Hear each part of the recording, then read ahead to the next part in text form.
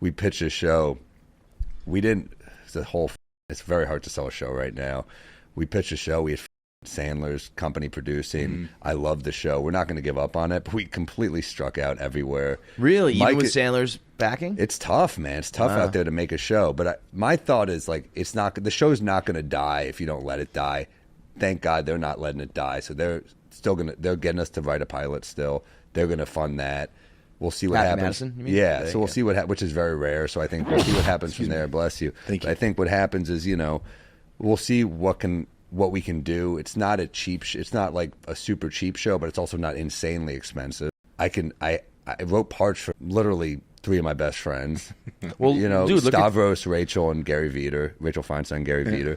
And then I need a big actor to play my biological dad because he is like a big part of the show, and I need like a real, like, I want it to be like, I basically wrote him to be like a version of Orson Welles, like a pretentious asshole who like peaked early in life and then just fucked up and kept fucking up and walked out in the family and now wants to be a part of my life.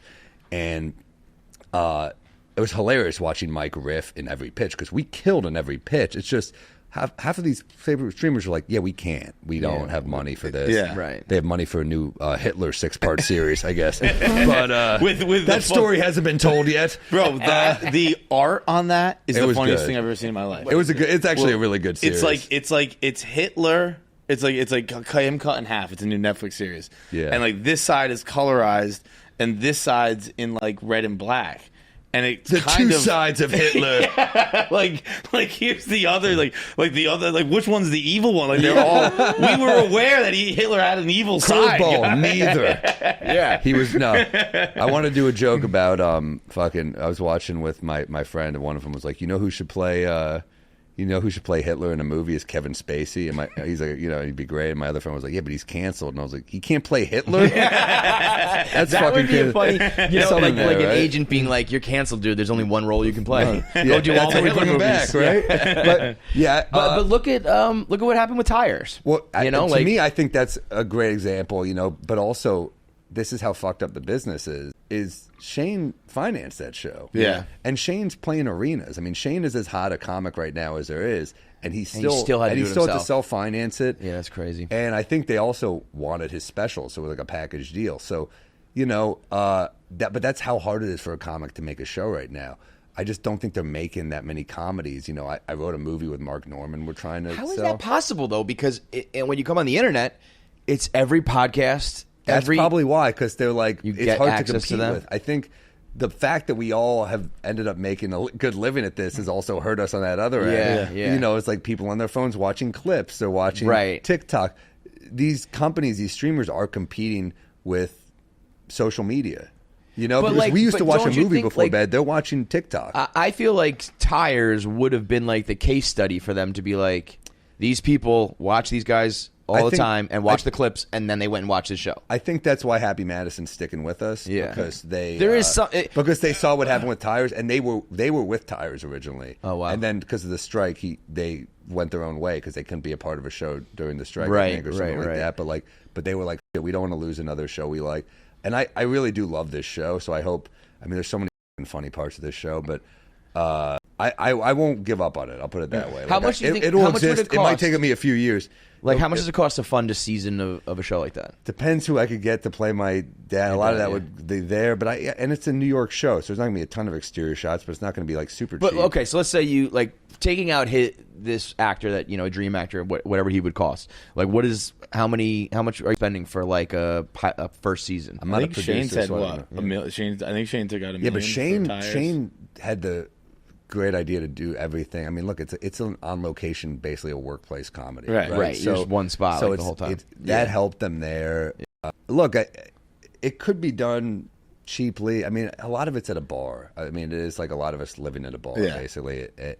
But yeah, I'm not a producer. I don't know that stuff. I'm the one trying to create the world. But yeah, every once in a while, Norman and I wrote a movie, and we have producers for that now, and they're like, if we have to cut this scene, we'll make it cheap. Like we wrote a scene on a yacht, and they're like, let's see if we can. We just thought it was funny. We wrote a lot of scenes that we just thought, We wrote it with Mark Norman, Noah Garden-Schwartz, and Esther Steinberg. We wrote together. And Noah wrote on Miss Maisel for a bunch of seasons and stuff. He's great at like creating a story, and it's about two struggling liquor salesmen. So I think we're going to sell that movie eventually. Movies are, I think, weirdly probably easier to get going than. It's strange that like it is Less hard investment to do it because if you're a studio, you're first of all you're buying a good product. Yeah. That as long as you like it, you're buying a good product. It's like you're buying an audience. Like you're talking about the popularity of clips and podcasts and stuff like that. So it stands to reason that at least 70% of your listeners are going to watch the movie, more than that. So you're buying the audience. You know what's crazy is it's totally true. Also, the executives are just in and out. Like Mike would make a joke in every pitch meeting where he would go, we just got some great notes from our Uber driver. He used to be a network exec. And it got like a really nervous laugh.